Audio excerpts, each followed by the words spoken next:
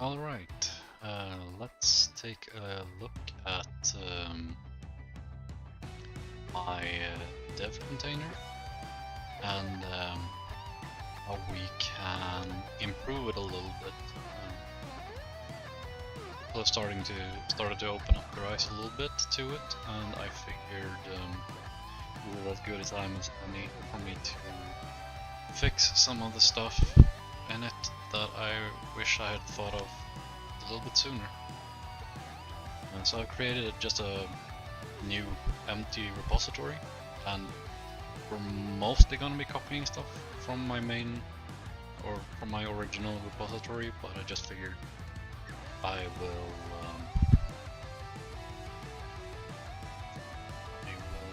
make a couple adjustments here and there to improve it a little bit. So we're just gonna dev container.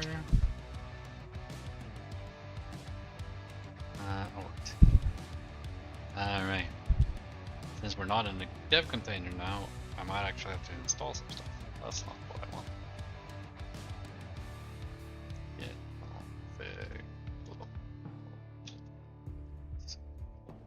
Branch.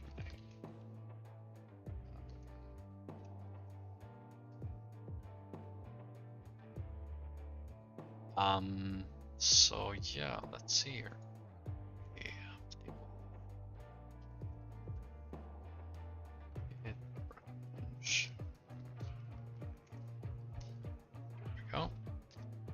So let's start with readme. I want this to be easy to get installed or like copied over. It's one of the things I want to fix.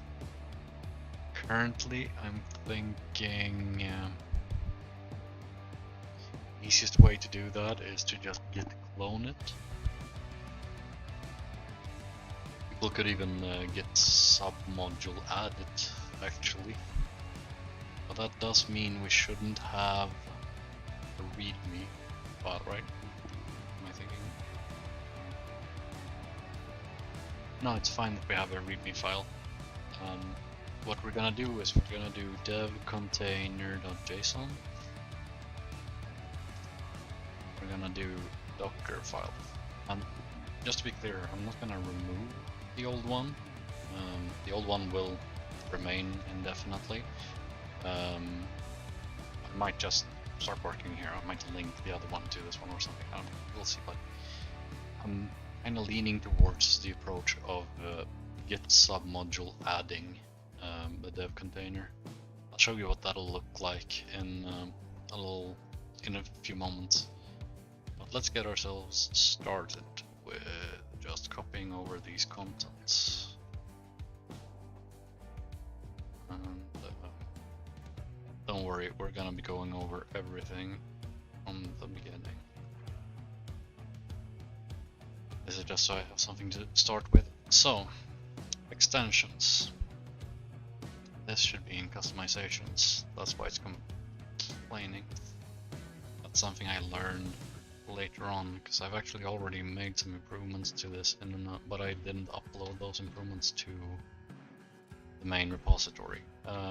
It's annoying to run that all the time. We don't need port forwards. The remote user should always be VS Code, because that's what we're going to add to the container. We're actually gonna remove this because I once had issues where it couldn't be retrieved, and it actually starts faster if you just bake it into the actual container. So we don't need any features. I have a huge list of extensions that I could add to this, kind of like recommendations, but I want to keep it minimal for people so they're not overwhelmed. But Rust Analyzer, unfortunately, you need that.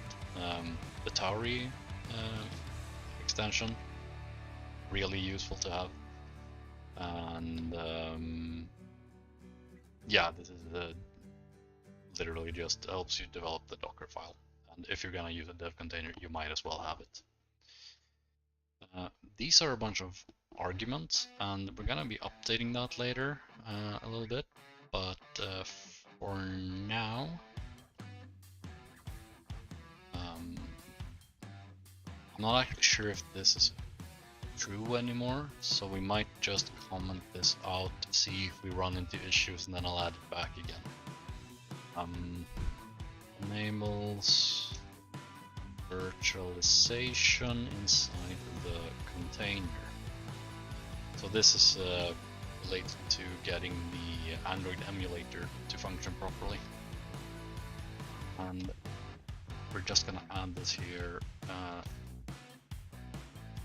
Privileged.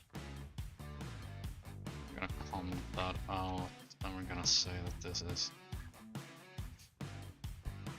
required if you need to. So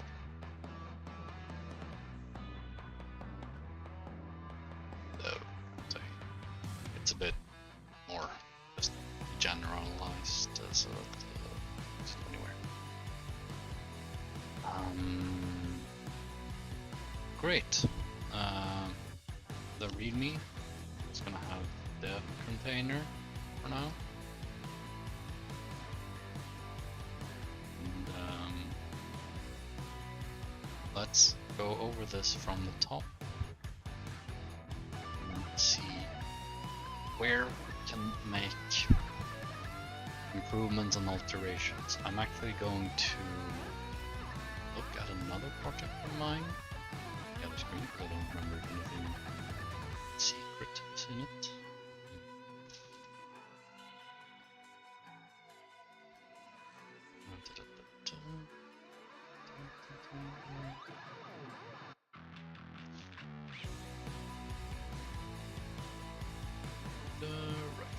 So this is one of the first improvements we're gonna be adding. It's another argument. That argument is for which node version we're gonna use, and we're gonna use this little snippet from my other project, and we're gonna add that to. We don't need it in the base image. I'm gonna add it further down, and I'll explain the magic of doing that later.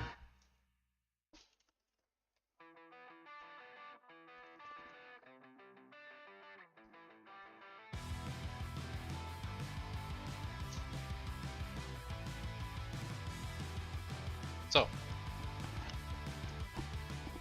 now we have something that we can work on.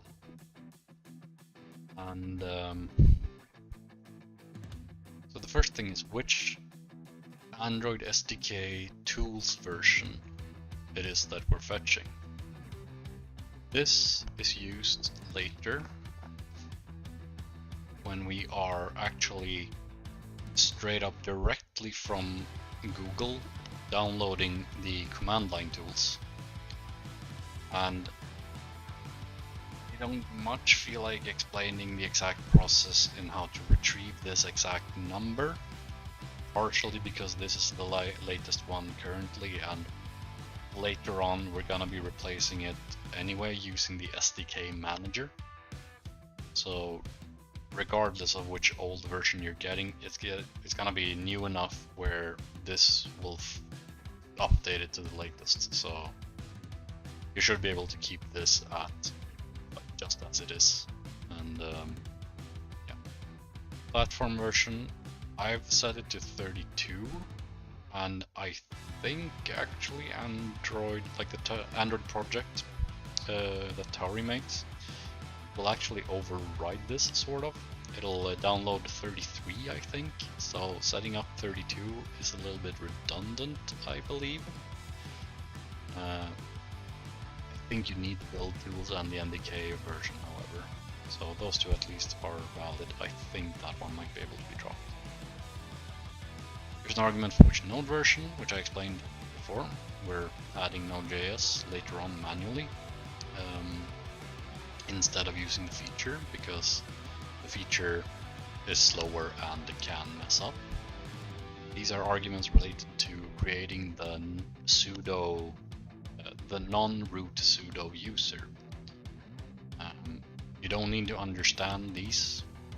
Just know that if you change the username in dev container, I do think that VS Code actually forwards that to this argument automatically.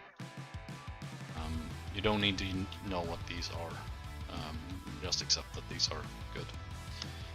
Then we have dependencies, and these are technically just Tauri dependencies. This is one of the improvements I wanted to make, just to make this clearer that this is specifically Tauri dependencies.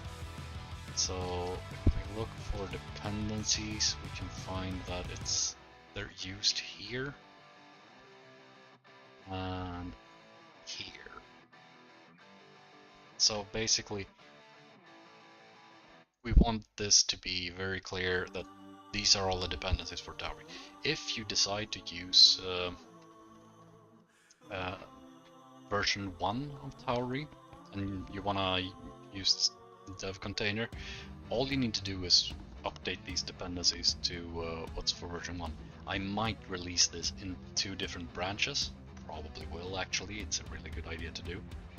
And if I release it in 2 different branches, I can have a version 1 branch and a version 2 branch that will have these dependencies primarily updated to whatever is relevant. The image we're basing our container on is the base dev container version, and this is the tag we use Ubuntu 22.04. If you want another version, you can pass that as an argument or just change it in here. Then we're building the base image for the Docker file, which pulls this image and starts the build. Here we have to redefine arguments, and this is, in my opinion, really dumb. I'm sure there's some very good explanation for it, super technical, but basically all of these arguments are consumed when you reach from. So when these arguments reach from, they're now gone. I can't just keep using them. So what you have to do is you have to redefine them in every new layer, or in every new stage you make, every new image or sub-image. I don't remember what they call it exactly, but every new mini container or multi-step build is what it's called.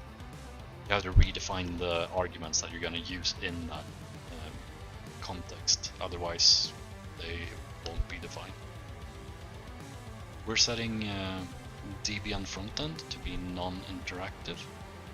We're updating our list of available packages. We are upgrading the container.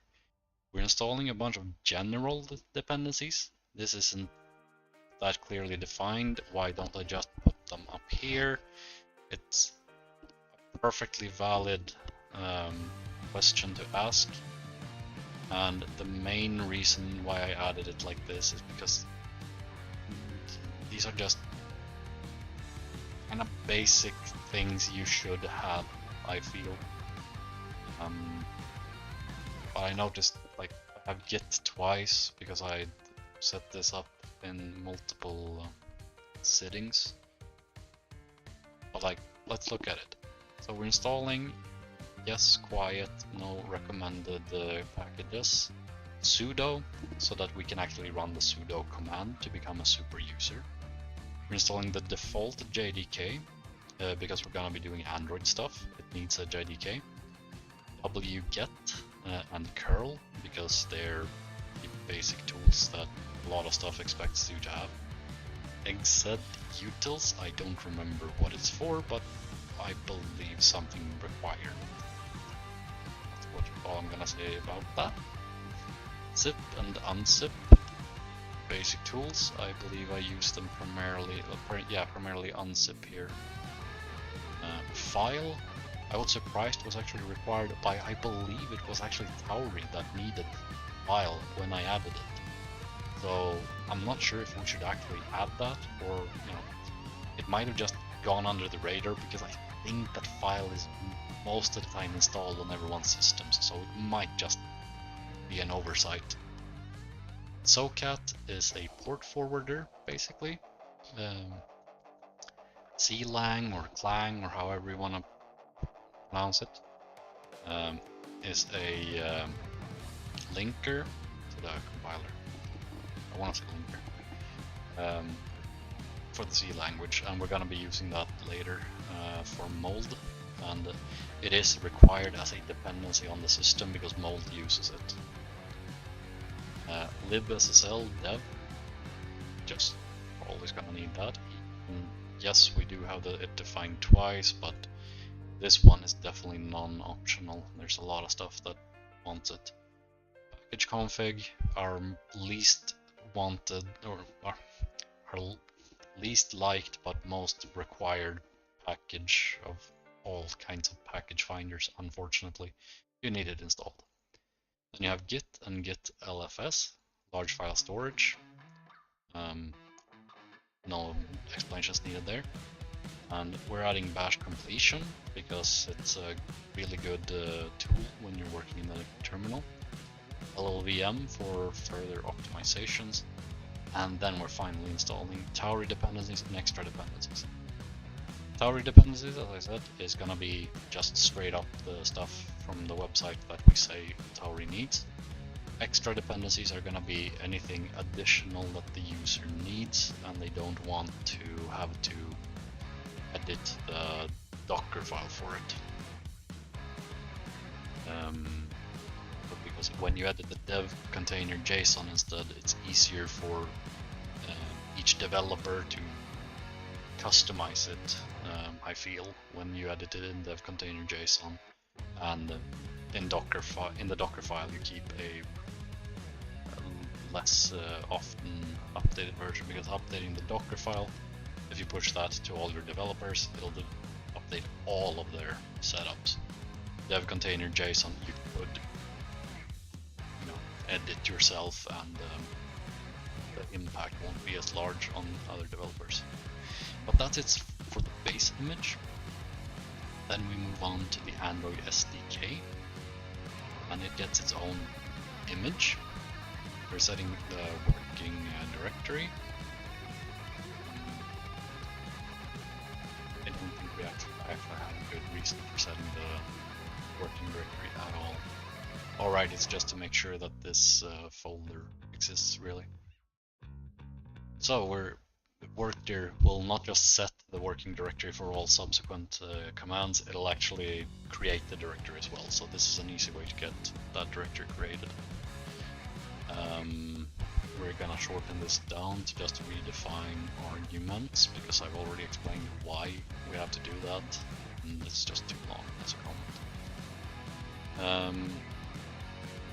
So here's a bunch of environment variables, and these are basically the basic Android environment variables you need. So we need Android home. Android SDK root, I think, is deprecated, but something needed it at some point. I have enough experience with Android development where basically just keep adding these variables. If you find a random deprecated environment variable for Android, just add it.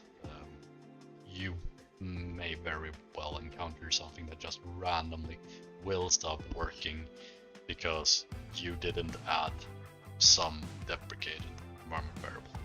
So these two point to where the SDK is located, which is going to be /Android SDK. The NDK home will be in the SDK under the NDK folder and in the NDK version. Then we add to our path the command line tools latest bin. And Java home, we're setting to this because that is going to be where the default JDK got installed. Then we set up the SDK. We run curl to download into Android SDK tools zip from this URL, and you can be certain that it's safe because it is dl.google.com. So this is a download from Google, and technically we should probably do some verification of this, but I don't feel like doing that. Might be an improvement later. It's a slight security bump. In my opinion, not a huge deal, but if you ask some more paranoid people, it is a huge deal, but never ran into issues with it. So I'm just gonna keep it like this for now. We'll do some checking later if I feel like it. Then we make the command line tools directory with -b, so it creates this entire path. Then we unzip the zip file into the latest directory we created. Then we move the command line tools from this folder to the latest folder. This is because the zip file is structured weird and commands will start to fail if these things are not put in the proper places. So if we try to run it from this weird subdirectory, it can actually not find the SDK because I am 90% sure that it just like goes up to directories to find it. It's dumb. It has environment variables to look for, like just to look for. But no, the command line tools seem to want to go up 2 levels. And that's why we have to place it specifically in this location. And then we remove the zip file. Then we accept all licenses. Then we create the repository's CFG file. Now, I will admit that I'm not 100% sure what this fixes. This part specifically, I don't remember if I just straight up found somewhere else or while looking for how to set up in Bash the SDK automatically, or if I just fixed it myself. It's from somewhere probably, and it fixes something. And then we fetch the command line tools, platform tools, emulator. This is where I'm uncertain if we can maybe skip this. I do want to break this out into 2 lines just to keep in line with how all the other lines are. So we install 1 thing per line. So command line tools, platform tools, emulator, install the SDK, the build tools, the NDK, and then the system image. This is what you'll be using for the emulator. Then we just free of charge create we create Gradle properties that we copy later, which will help slightly with the Android performance. And that's it for the setting up the SDK. In the next part, we set up the mold. So from base image as mold, so we keep using the base image where we've installed all the dependencies that are globally required. These are just dependencies that already here we have a very important update. If you don't run apt update before any apt install in a Docker file, there is a potential cache related issue where the apt install will fail. So you should always, best practices, use apt update before any apt install you make, or like in the same run command. So I don't have to run apt update before every install, but I have to run it at the start of every run that uses apt install. So here we install dependencies that aren't included in the base image, that only mold requires when building. Then we clone mold, and move into it, we check out version 1.4.2. Maybe we should make an argument for that. I think we will. Mold version. And what did we say that this was? This was 1.4.2.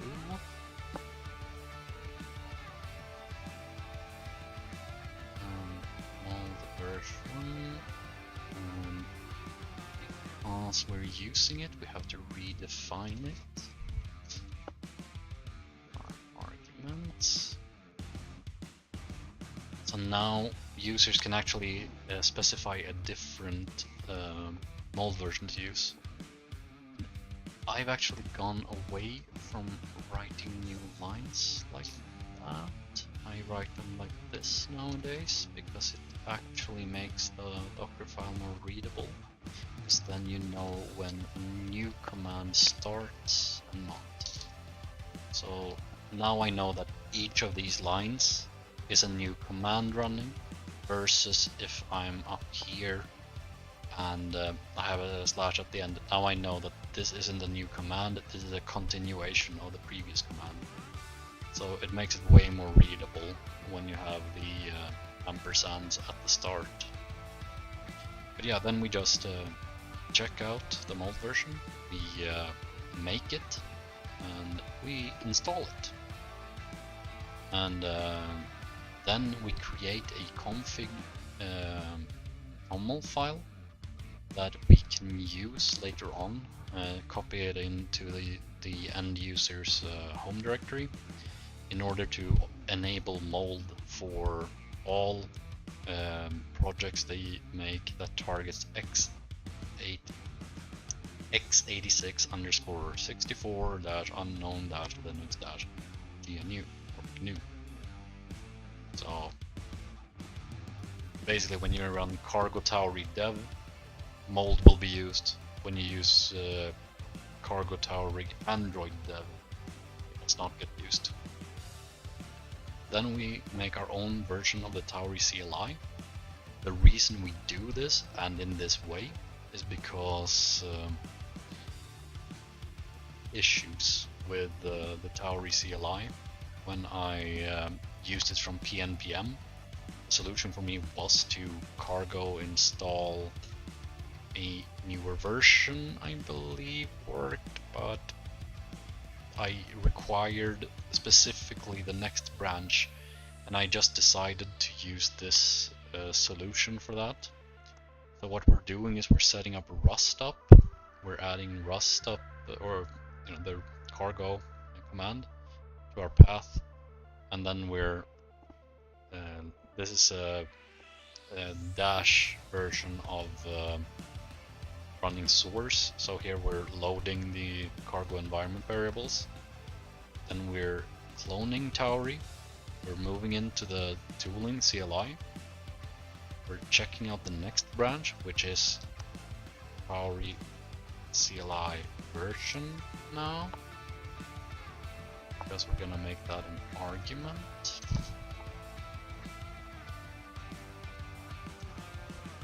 Redefine argument. Now you don't have to put them in this version, in this way that I've made it, like making them at the top, but it does make it way clearer if you're ever gonna revisit the Docker file to find what commands are available or arguments are available. I could technically just set it at the bottom, but this is just best practices.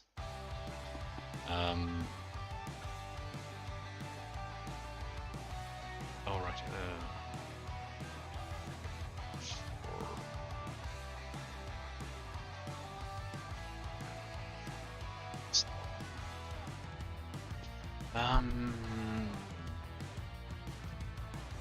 meant for the branch to use for the CLI.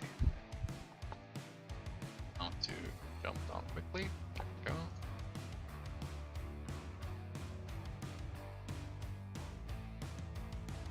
So yeah, we're checking out that branch, by default the next branch, and we're building it.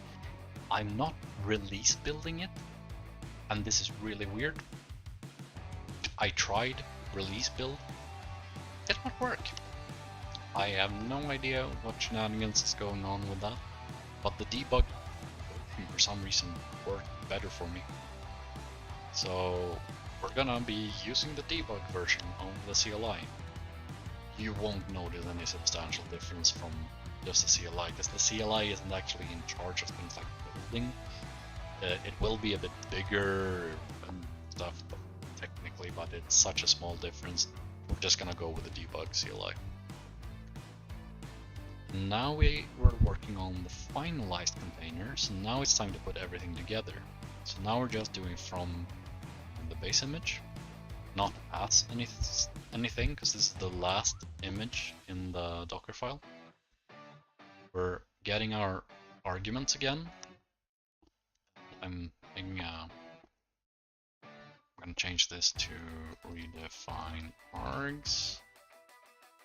And we don't need to set the working directory. I don't think we should even. There's a space in between here just to really signify that these are not related.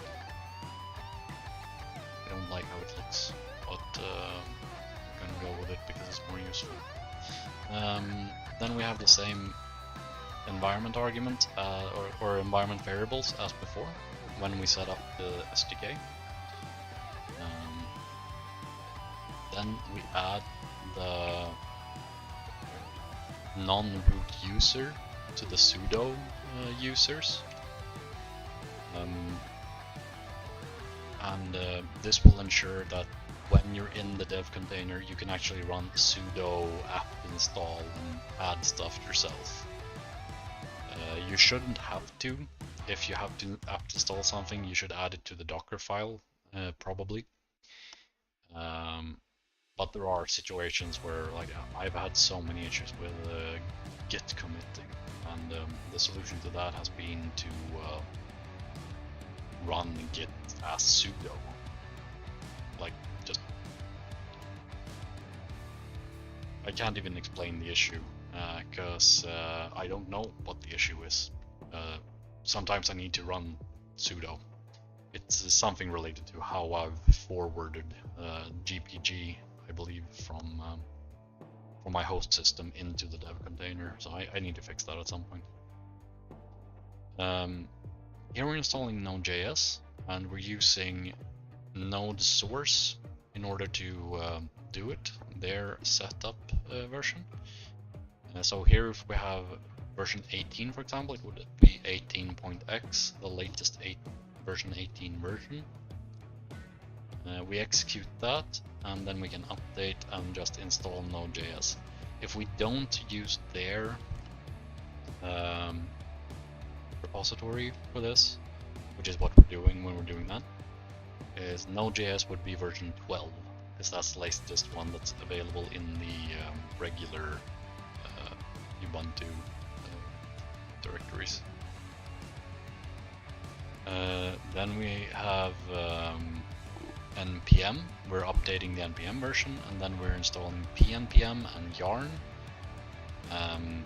Personally, I could go without npm or yarn, really, but we're not getting away from npm, so we might as well keep it at the latest version. We want pnpm, and yarn might as well just come in here, because what if a developer decides to use it, or what if you just have two different projects, one that uses yarn? If I decide to use a dev container for the Tauri Discord bot, we are actually forced to use yarn because of the CI CD issues, where the place that builds the Tauri Discord bot doesn't actually support PNPM. It's really weird. And we didn't want to go through the hassle of supporting PNPM, because that involves a custom Docker file, adds maintenance to that. It's just not worth it. So we went with just using yarn for the Discord bot. So it's useful to have all three of them, just in case you need it. And yeah, then we're running this part fixes an issue when you're running PNPM setup. I don't know exactly why this would be an issue and why it can't find that, but there you go. I think it's because dash isn't supported, so you have to tell it to use bash instead manually. Then we're doing a bit of cleaning, and there's a little bit more cleaning you can do, but we're not doing it because I ran into issues doing too much cleaning, and this is enough. User username. This is a user and then VS Code, and this ensures that the remaining commands get you ran as the non-root user, because a fair, like the rest of this, we actively don't want to run as the root user. For example, installing Rustop, if we run that as the root user, cargo gets installed in the wrong directory. We want this in the user's home directory, so we have to install it after we've switched user. Then we ensure that if we get like, this shouldn't be necessary, but might as well add it. Just ensures that when we're launching the terminal, we actually do get cargo added. Then we add cargo to the path, and this is primarily because we want to use Rustop here, and if we don't add that to the path before this command, it can't actually find Rustop. First, we're just basic updating Rustop. We've already installed the default toolchain, and this shouldn't be necessary, but we do it anyway. And then we add a bunch of targets here. These are the Android targets, and we're actually gonna do this to make it a bit clearer.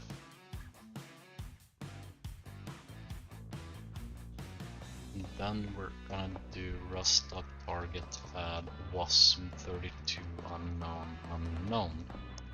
So if you're using any of the Rust-based front-end frameworks, like Sycamore, for example, which I can strongly recommend, you're gonna need this target, and it's better that you add it at this point. And is there else? There's one. Just so, speaking of the Rust front-end frameworks, we're gonna need to install Trunk, but we're gonna need to install a custom version that Amr Bashir from the Tauri working group has made. So we're gonna use cargo install git github.com. We actually need HTTPS Amr Bashir /trunk. And you have to specify that it is Trunk that you're installing. So this will install a slightly modified version of Trunk that primarily adds an option or two that we wanted / needed in order to get hot reloading to work. And I believe this is sufficient. I don't think we need to do the same thing we did for the Tauri CLI here. I believe this should just work. Anyway, then we start to copy over files, and I've been annoyed at that before that I haven't done this. And that's just because mold finishes fairly quickly. Tauri finishes fairly quickly. We want these to be capable of executing before the Android SDK is run, before the Android SDK finishes. So here we're copying from the mold image. We're changing the owner of all the files to the current user, and what we're copying over is the mold binary. And from mold as well, we're copying over the config toml into the user's home directory in order to enable mold across all projects. And from the Tauri CLI, we're installing cargo Tauri into user local bin cargo Tauri. So this is what you would run cargo Tauri dev later on. And no, you don't have to run it with the dash. So the restructuring I did here was just we're now running these like the container will continue a bit quicker to these steps. Then we have copying from Android SDK. The Android SDK is by far the slowest step of them all, so we want to do that last. And we can create the emulator technically inside the SDK container and copy it over. I just didn't feel like sitting and figuring out where it's installed and if there's any dependencies it needs. So I figured after the copy, we just create it, because this is actually a relatively fast step. And yeah, this is the entirety of the Docker file for the dev container. I'm just gonna check my other project quickly and see if there are any other improvements I added to that we don't have here. I think so. I think we have the most recent version that I have.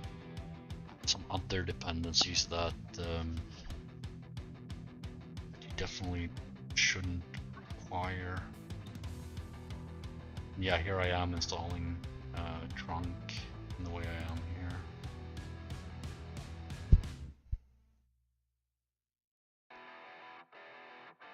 You need that either. You're only gonna do that if. So yeah, you can have everything you need. If you need more stuff, you can of course just customize this to your heart's content. Now we're gonna look here. We're gonna take all of these arguments and we're just gonna push them in here, and then we're gonna comment them. And this is just to make them easy to find and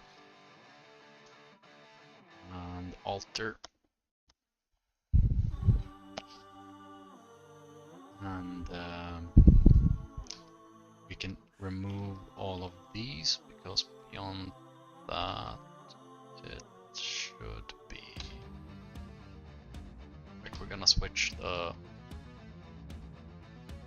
and can't be bothered. I need to just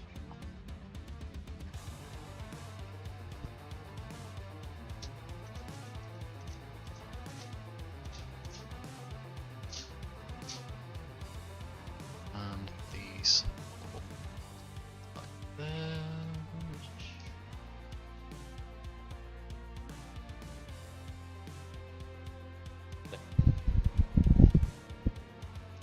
That should be all of the possible arguments you can add to the Docker file. So now users have all the arguments and all their explanations readily available in the dev container JSON file. This is required if you run an Electron app. This should be required based on my testing, but I'm gonna not use it for now just because I can. And then we have the device. So let's start by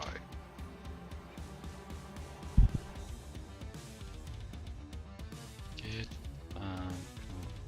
git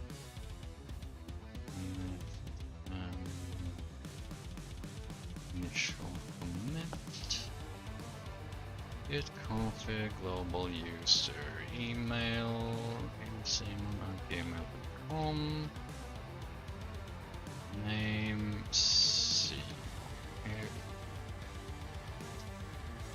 There we go.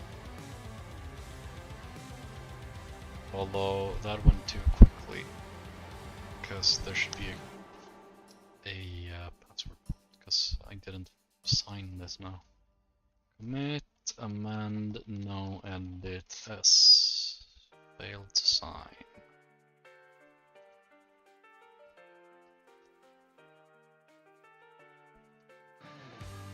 As I said before, there is something really weird going on with my I'm just gonna commit this unverified you've seen me do it live, so you know it's verified. But yeah, for now we're just gonna commit it as is. Easiest way to fix that is to just go here.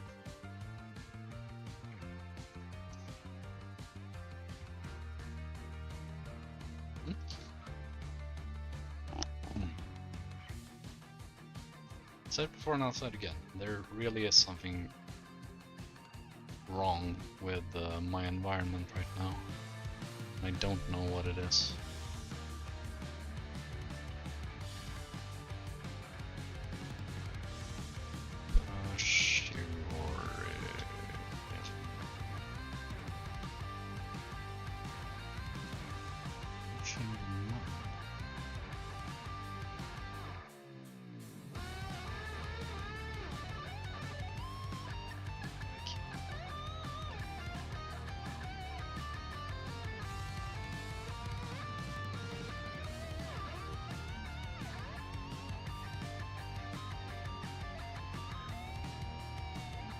I have not set up my credentials for pushing. I'm running on a different profile right now than I normally am. I'm just gonna move this over to where you guys can't see it. And I'm just gonna set up a new key, I think. It's gonna be better all around anyway, seeing as if anything on the stream leaks, there's secret stuff, and at least I can just revoke this key.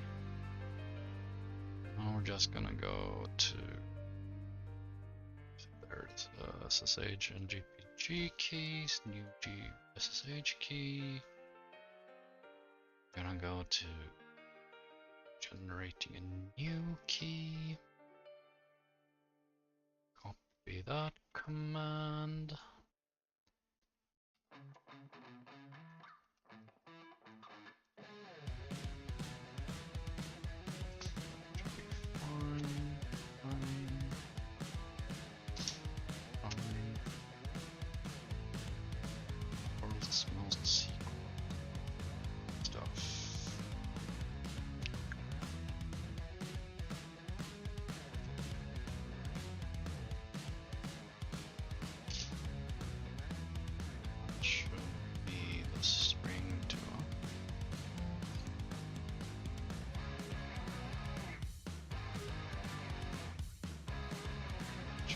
Just be a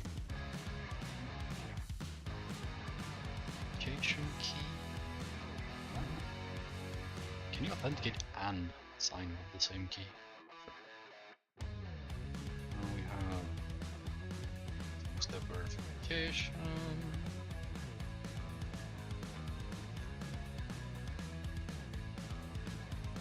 That should be it.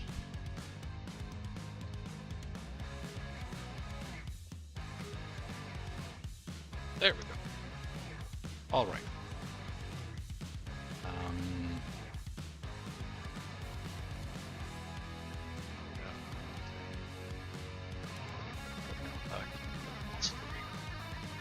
So, there we go. We have a new repository for the dev container. Wait, not improperly formatted. That's really weird.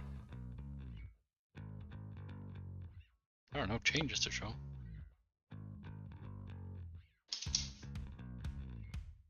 Oh wait.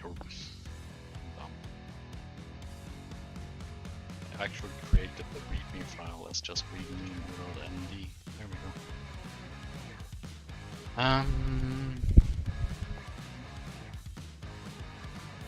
don't think there's anything else that we really do.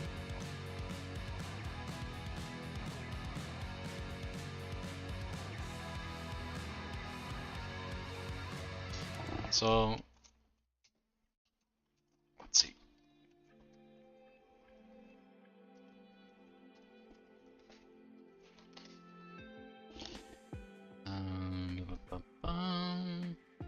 There we go. now the question is,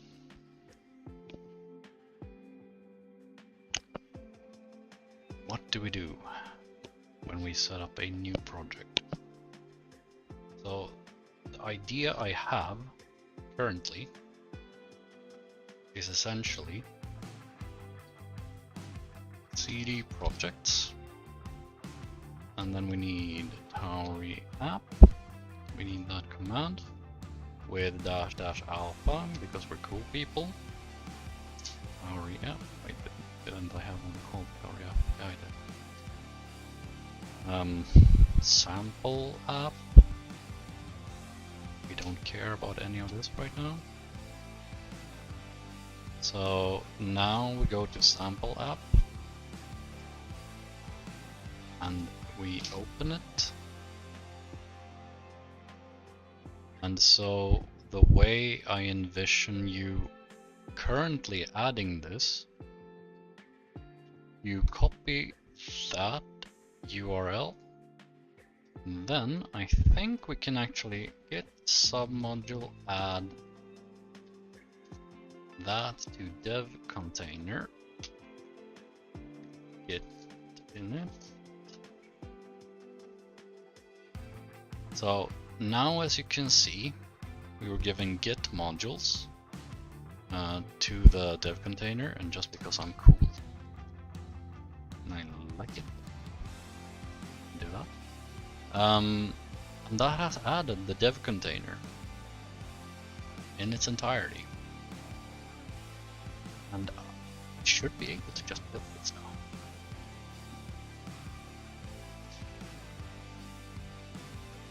Of course I can talk about this, no problem.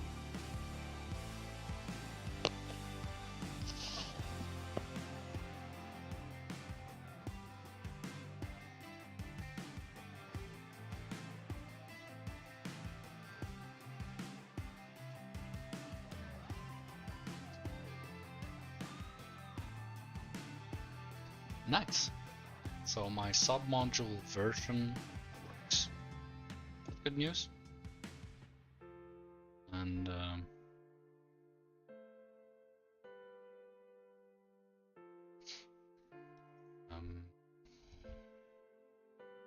we can open this, and this will take a long time, by the way.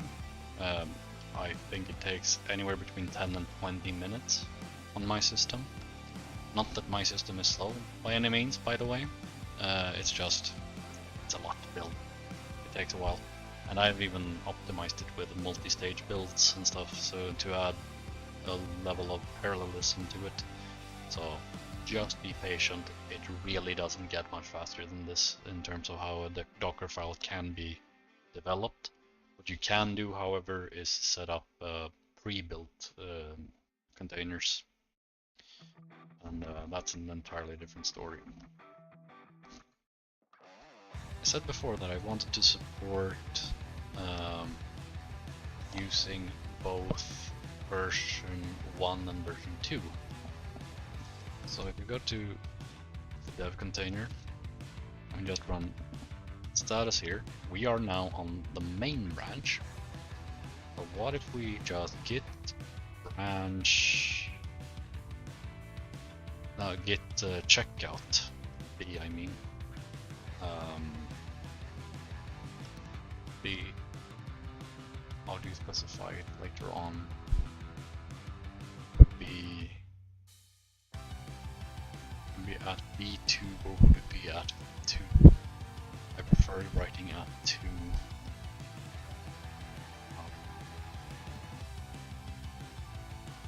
It would be 2. The question also is, no, that's fine, but remove the different brand.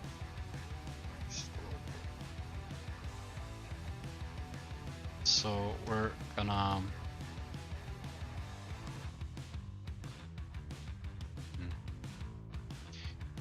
gonna do that.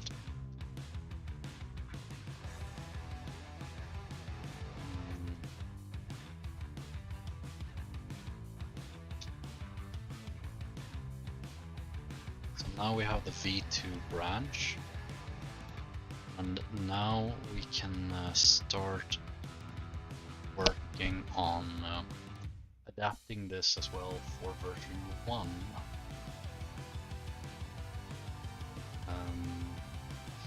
For now, no, actually, I believe that's the sample app that we're waiting for, so we can actually open this. So if we run git status, we're on version 2 now. So this is all version 2. That's good. Git check out BB1. Git base.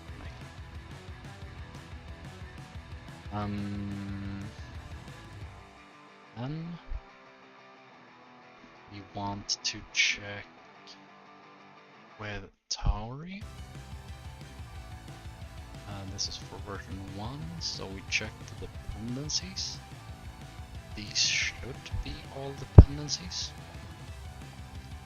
So we should be pretty much good to go if we just do a bit of cleanup to this.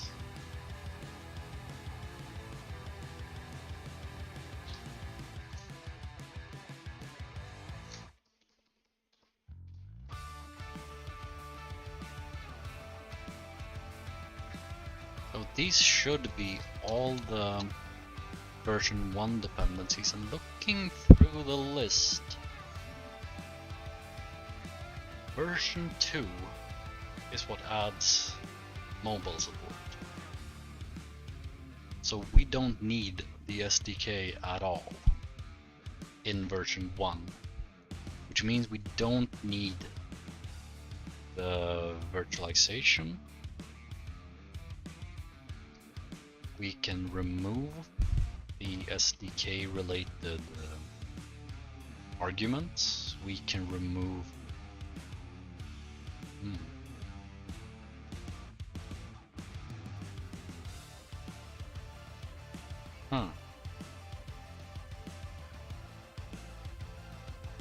So this is why we need to make a sample project, because now Node.js didn't get its own core. Why is that? Well, it's most likely because, yes, we forgot to read. As I said before, this is really dumb, but you really do need to do this, otherwise it just doesn't work. And before we commit that to the other repository, we're just gonna verify that it actually fixes all the issues, so we don't have to make multiple commits for something this stupid. And I guess I'm gonna have to remember to update version 2 as well. And yeah, the SDK stuff are no longer required. In version 1, we don't need that. Is there anything else? We can remove all the Android targets.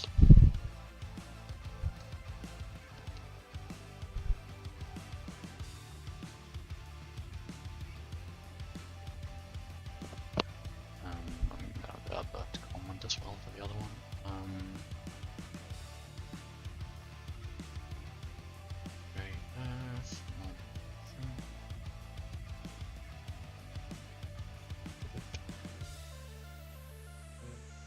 Of course, we can remove the entirety of the Android SDK. We still have the base image and the arguments. So this should be it for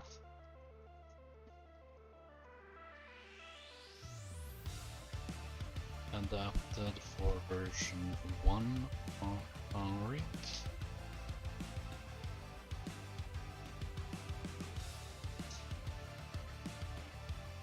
There we go. So now we have version 1 and version 2. Git check out version 2. Awesome. Node source.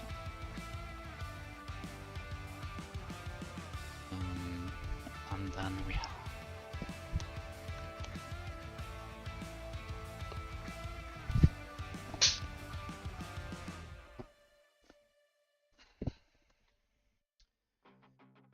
the source.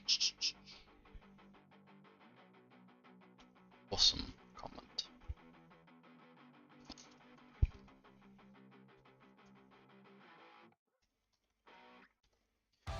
That's fine, doesn't matter that it's whether it's exactly the same comment, even though it's gonna haunt my dreams if it isn't.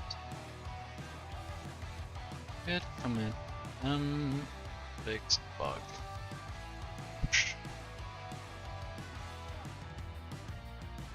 Now then, should be able to check here and branches. So switch to another branch. That's what we want to do. Version 2 is going to be default. I understand the consequences. We can even delete the main branch because we don't need it. So git branch git pull might be a good idea. Check out git branch remake. Oh right. Git remove branch from remote.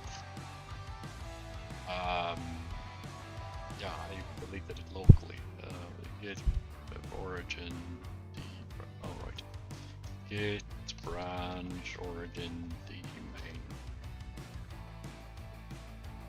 Wait, wasn't that it?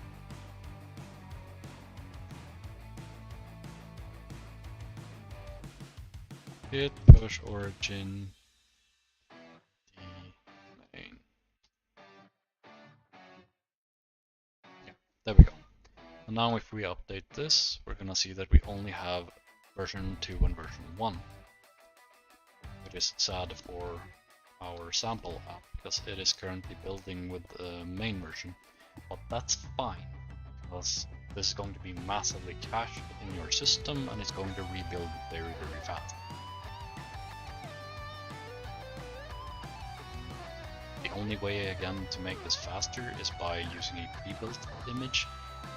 But just keep in mind, these images are actually fairly large, at least the one that used the version 2 one is a fair bit larger by I think a couple gigabytes. So if you decide to use that rebuild, you're basically swapping out your slow build time for slow download time instead. So there's a bit of give and take with that, you know, depending on your networking situation and where you're storing it and things like that. And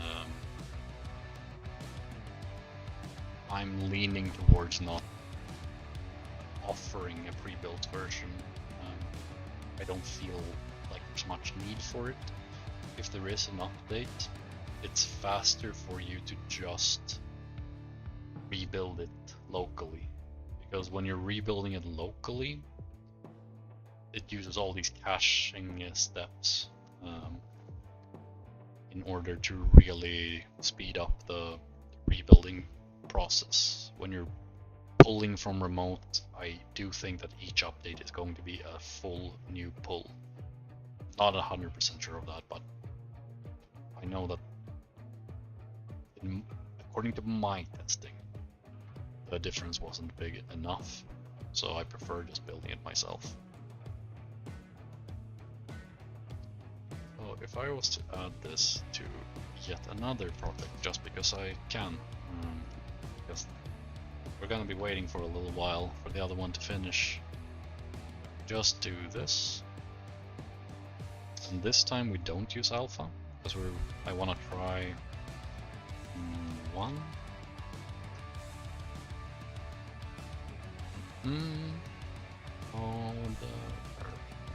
One.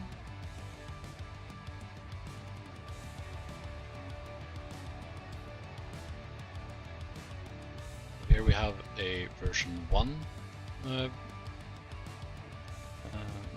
project for Tauri. Now we run git submodule add https github.com/cml/devcontainer to dev container, and we have to initialize this as a repository. And if we just verify that, yeah, this is version 2, because if we go into dev container, git status version 2. The best thing about adding it as a submodule this way is that it's very easy for you to get updates from me, because then you just go into the directory and run git pull, and that's it. If I make more updates, that's all you have to do. And I don't think I can offer any better support than that, honestly, for getting quick updates to you regarding the state of this project. If you would prefer not using a submodule, you can use other methods. You can, for example, just git clone the project, copy the folder, and you're done. It's up to you. Just to show it off. Actually, you have to. I'll do it anyway. Git clone https github.com/dev-container, and I'm just gonna put it in dev container without the dot at the start. So if we had .dev container, that would have been the same, and then we just remove from dev container git.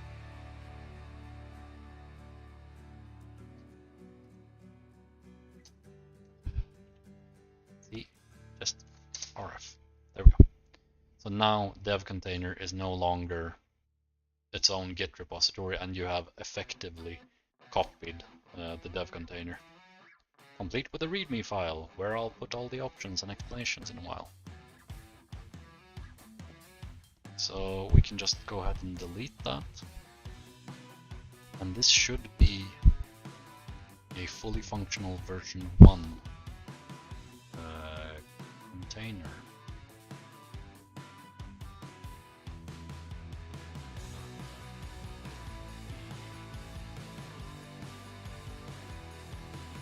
Progress sample app. So as you can see, it's working on the Android SDK right now, so that's gonna take a while. Can start working on this one as well, I guess. Shouldn't be any. I don't think there will be any clashes or issues with it. Shouldn't be, I think.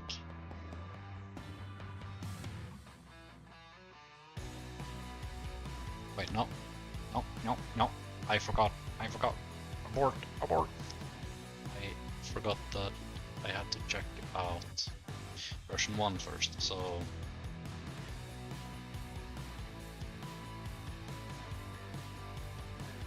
now I'm just reopening the project, but without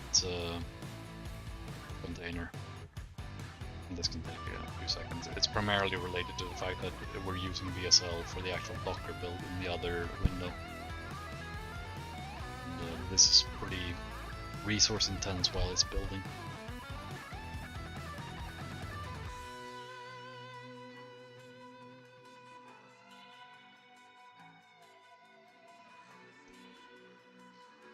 Come on. Oh, nice. It's already finished. I'm a little bit surprised.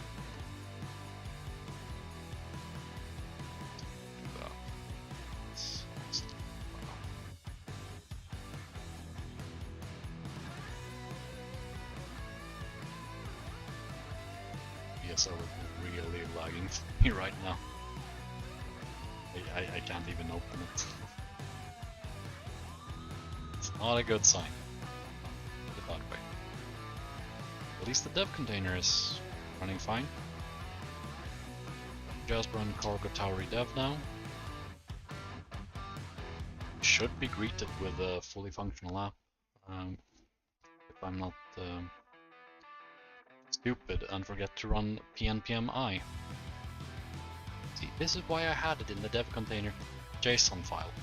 It's annoying, like, all other times, like after the first time, but now it's the first time, so now I'm annoyed. Like next time it'll be much better, but yeah.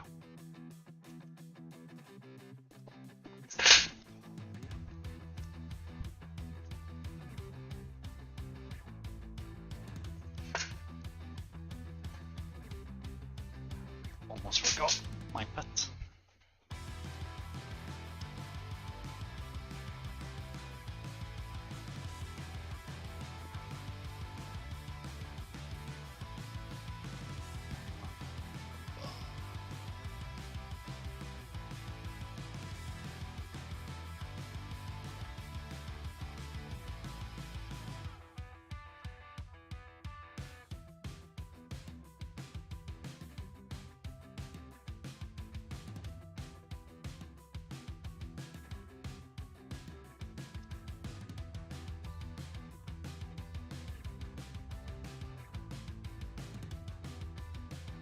Not much further now.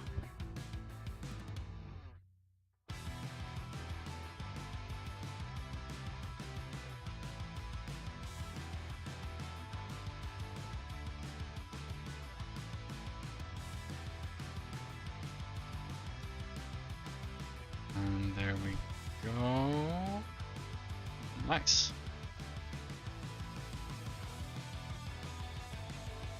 So now we've confirmed that the new setup works. That's nice. We can also, while we're here, test out the AVT, which we can find.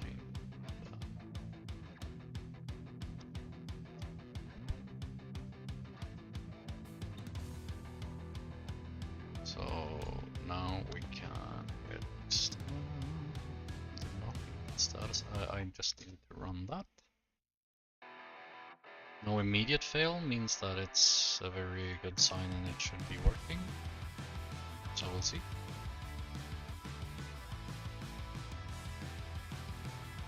And it popped up.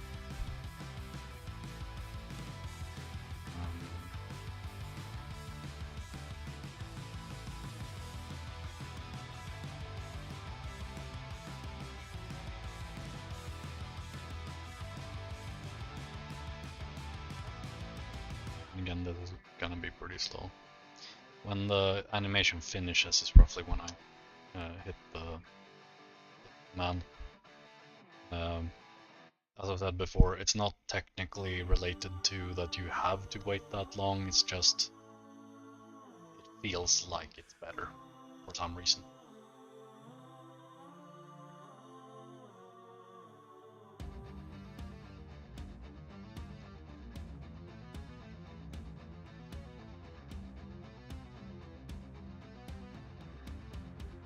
That's gonna take a little while. Can we check in on version 1?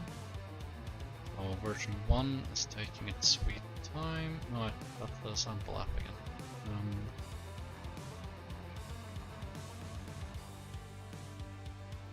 Alright, I closed to version 1, right. Because it didn't wanna, BSL didn't wanna cooperate, that's what it was. It still doesn't. Not gonna lie, it's a little bit disconcerting. We might have to restart VSL, but I don't want to restart it while we're testing stuff. So we'll wait. It's the safer bet.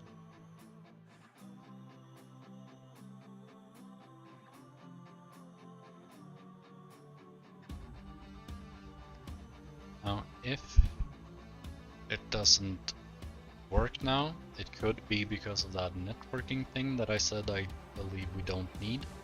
Because I think the network thing in dev container JSON is related to when I was running ADB on the host. But now we're actually running everything inside the container, so I don't think there would be any such network issue. But we'll see. As you can see, the emulator is just really slow. That's all this is. It doesn't help, of course, that ESL right now is being really slow and annoying for me.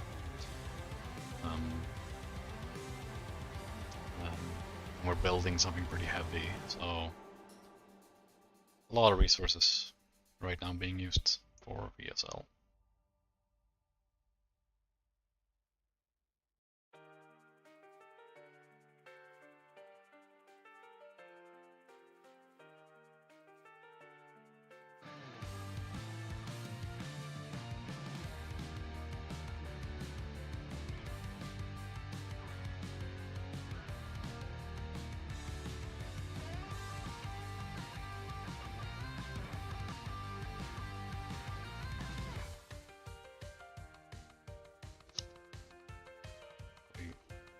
Instead of wasting our time, we can actually start working a bit on documentation.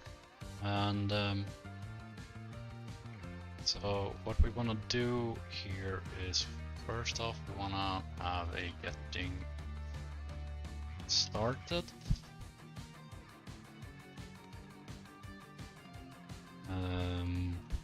Add this repository. We're gonna have two alternatives.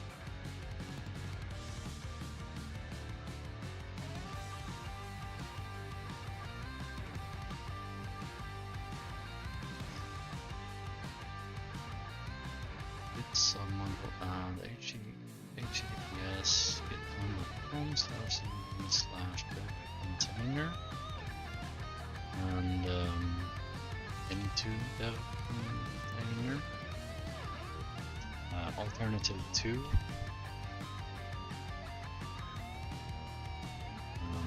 is going to be git clone HTTP. I'm just gonna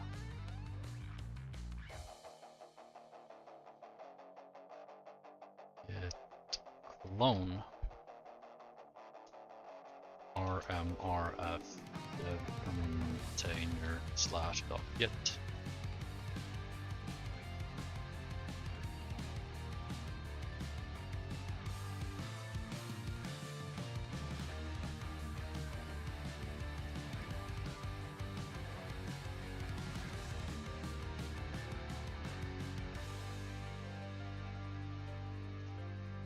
This approach offers easy updates from upstream, since you can just pull the latest version from Git. And nice, the emulator is working, and as long as this tells me that I am greeted by Rust, which it did, everything is working. It's not pretty, but it's working. Now we can shut that down, so we've verified that version 2 works. Awesome. And we can actually save that, and we're just gonna restart quickly, as in the VSL installation. Like, we're gonna restart the VSL. Hopefully it won't take too long to do.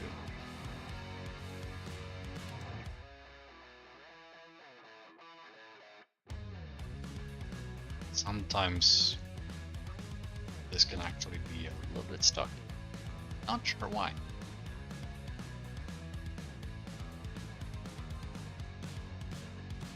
See, it's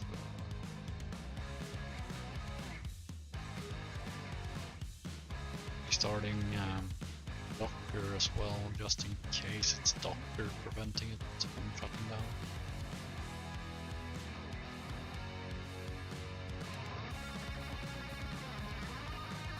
My Docker desktop is also having issues. Stop.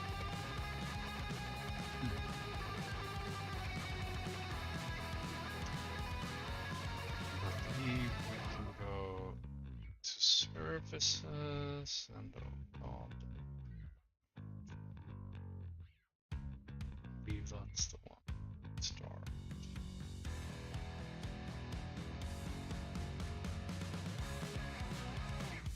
Yeah.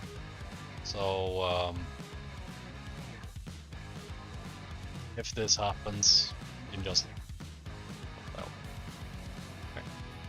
If it happens, just LXSS manager.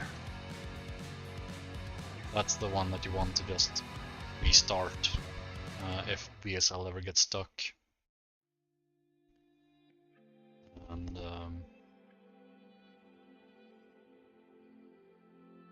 I'm restarting Docker as well. Now we can run projects version 1. And we've already verified that version 2 works. So now I just want to verify that version 1 also works. And if we go to the dev container, we can get status, get checkout v1. And if we just verify in here that, yep, it doesn't have the Android SDK or anything, so that has worked beautifully. Rebuild and reopen a container. This should actually be pretty fast, I believe, since most of these layers should be very similar. Oh no, actually it shouldn't, because we're gonna be modifying the base image. Damn it, this is gonna be a complete rebuild. But at least it's not gonna have the Android SDK. So since it doesn't have the Android SDK, the by far biggest dependency is gone, so we're not gonna be stuck here all night, fortunately.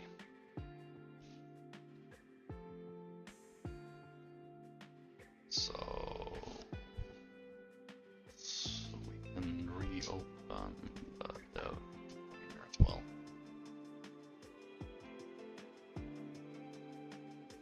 So just structure the. It's gonna do this.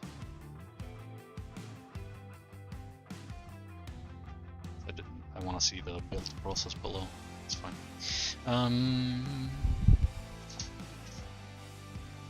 With this approach, you clone the object and then remove the get folder in order to effectively copy the folder from.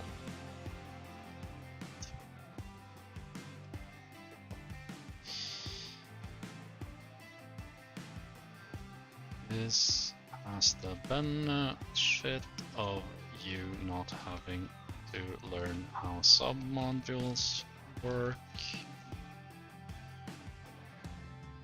and you won't have another dependency in your project, but it doesn't offer easy updates.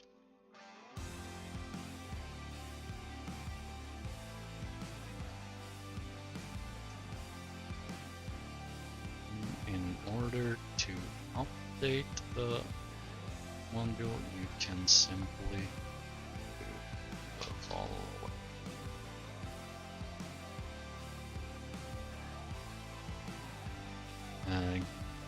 CD dev container,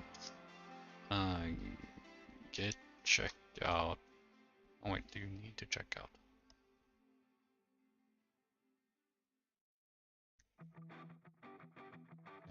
Yes, you do need to check out. Get checkout v1. Oh,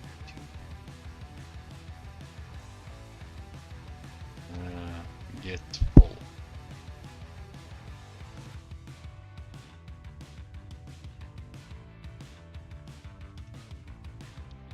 Are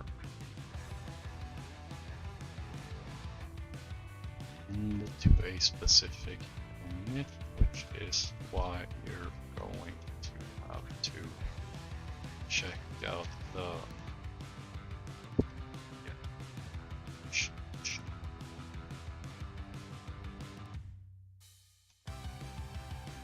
aren't always the easiest to work with, but they,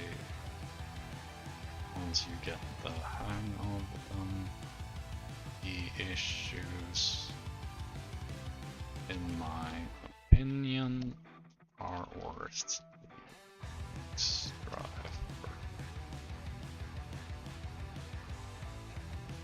No, not the. Once you get the hang of them, the issues in my are worth the not the extra effort, worth the added benefits.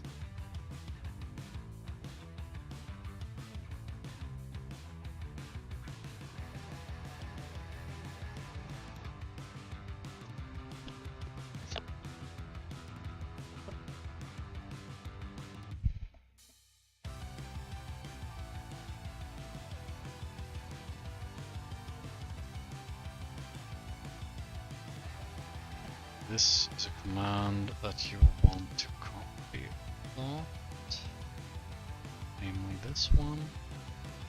So we're just gonna do that there. So we don't actually need this text. This is something I think I'll make a GitHub issue for instead, so that it doesn't get lost. This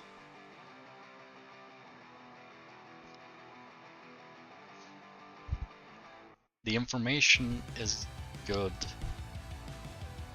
I'm not sure yet how I want that added, so we'll keep that as it is. Setting up a dev container, set up dev container development. Well, you're already setting up a dev container, so I don't think I need to mention that. I don't need to mention that you can copy it. I don't need to say that you can trust me and use the image. You can look that up yourself. This is just basic dev container usage.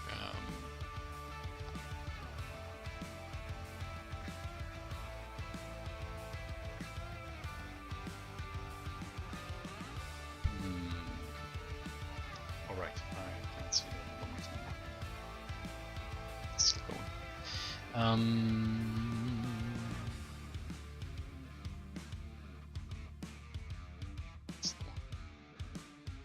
we open the view.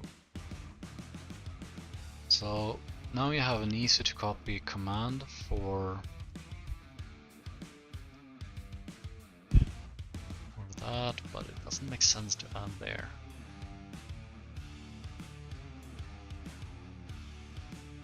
But then again, I so often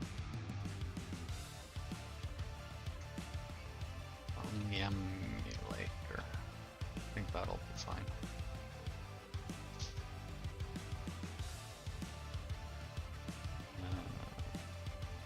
That's a sub module. Data sub module.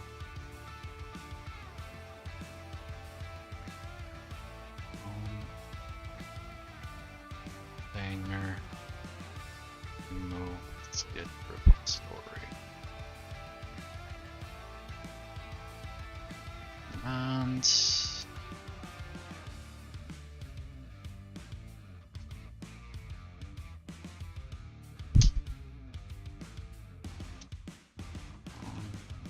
Android emulator.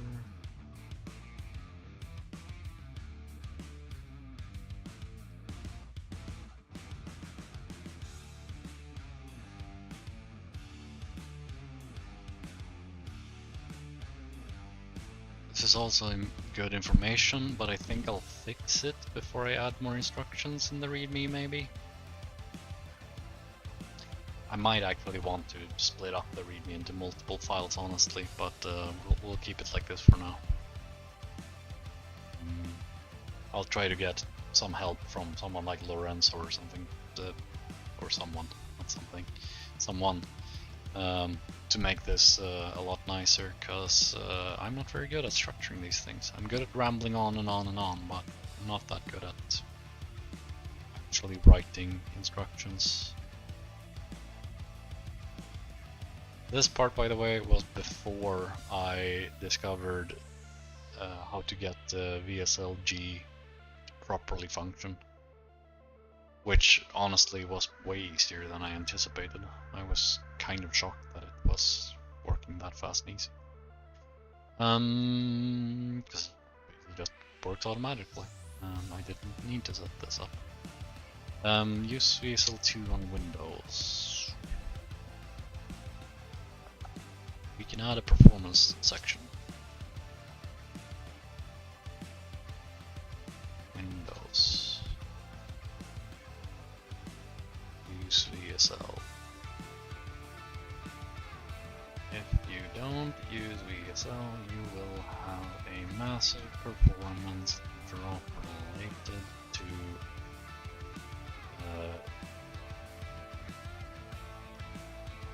I/O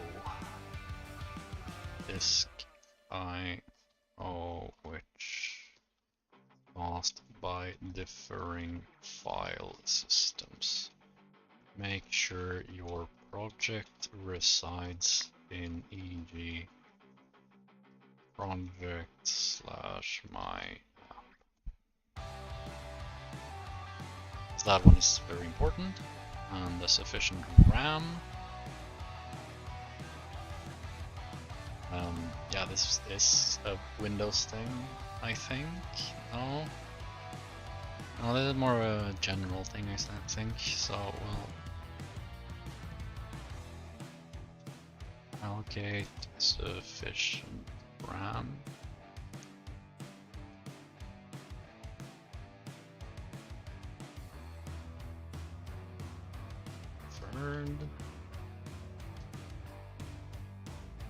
VS Code has a nasty tendency of crashing unless you add enough RAM. Unless you provide Docker to run for VSL. Oh wait, this is a VSL config, isn't it? Yeah, so this isn't general. This is a VSL thing. Allocate sufficient RAM.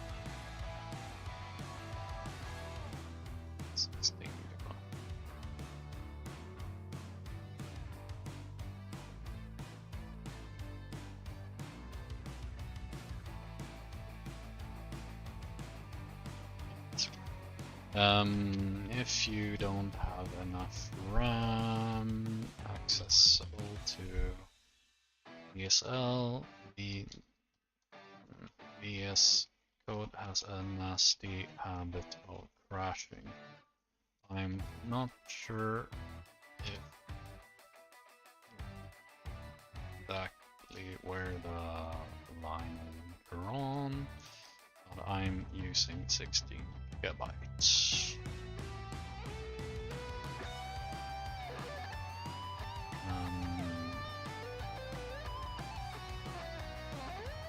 I've added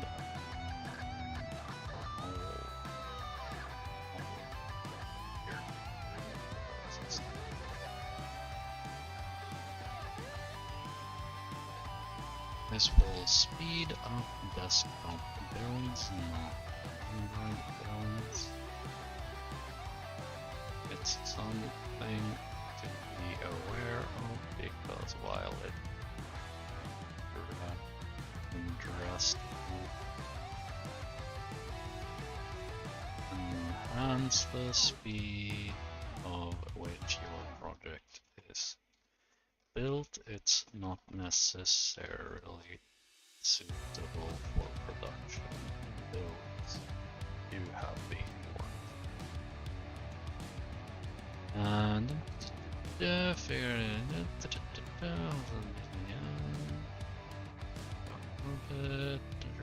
conversion. Yeah, I need to make a sure of that.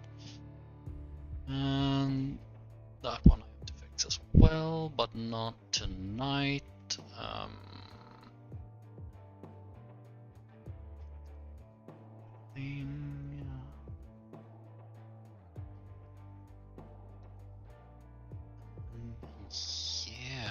nice, it's running. So since this is version 1, we're only going to be able to run Tau Redev. Won't be able to see the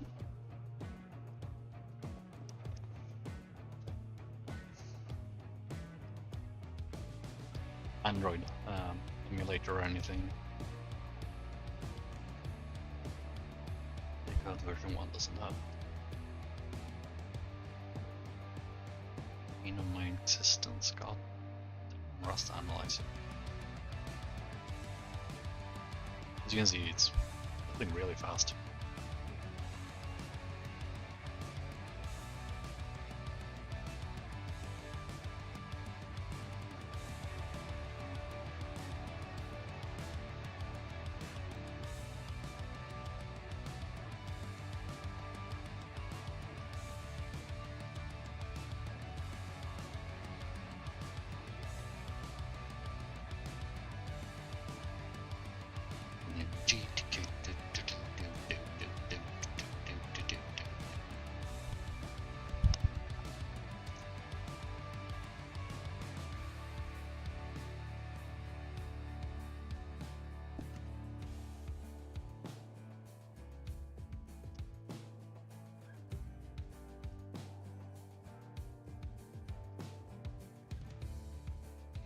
Almost done. We've nearly verified that we have a dev container now, both for version 1 and version 2. Version 1 is up, and there we see some results. Awesome. So now we have a dev container both for version 1 and for version 2. So don't need that anymore. And now we can just focus on this a little bit, just read it through once. On the emulator, full disclosure, I'm not sure if all of these options are necessary. This was copy paste from somewhere else with slight modification. I, for example, added no snapshot load because it feels more stable that way. Yeah, adding it as a submodule and how you would update the submodule, or at least one approach to it.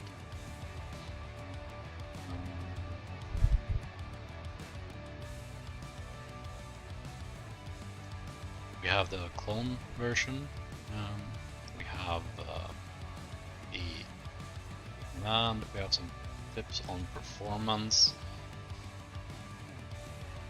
So, is there anything we're missing? We don't need we have covered this, that will make an issue.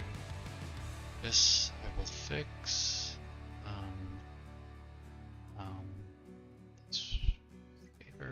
Port forwarding. Port forwarding and stuff like that is going to be probably in another stream, because I want to experiment a little bit with it first, probably just to verify some stuff in a way that I don't want to do on screen. Git status, we're on version 2, git add, git status, git commit, updated readme.fd, git push. And then we can, there's the git version of doing this, of like stealing this file essentially from git log. I mean, git checkout v1, git share big.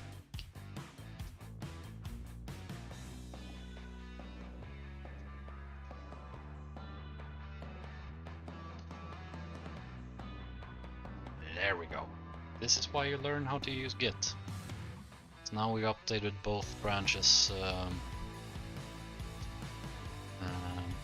readmes with minimal effort. And we can actually just v2 or v1 here, just because why not?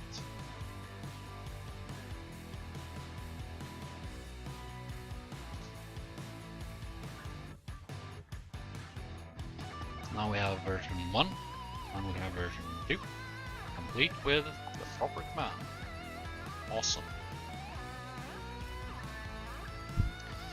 Now, just because I'm actually one that wrote one of the most popular Stack Overflow questions on the topic. Here's how you center text in a markdown file. So of course I have to add that. Just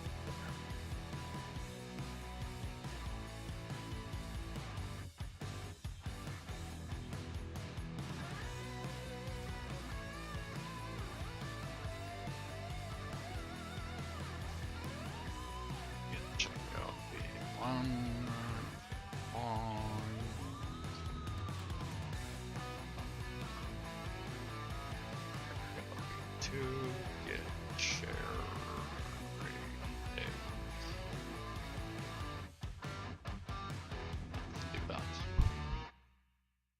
It gives keeps things a teeny bit nicer. All of these are unverified because I didn't add this. I'll fix the verification thing later. It's not that big a deal. But yeah, I think this looks a lot nicer now. More shorter, more concise, more to the point. I'm pretty happy with where this has gone. This now in a state where I'm gonna stop copying the folders like you've seen in the other streams, like copying them manually from Git. I'm gonna add them as sub-modules from now on, I think. Because it's just gonna be easier. Then I also know that all of them have the same Docker file, which means that I don't have to worry about having updated any of them when it comes to caching, because this will massively speed up rebuild times. So yeah, that's pretty much all I had for this stream. We've covered everything that goes into the dev container, really. Verified that they work, gone over the setup with Git, how you do them as submodules, and just, yeah, that should be everything. So, I'll see you guys next time. Bye.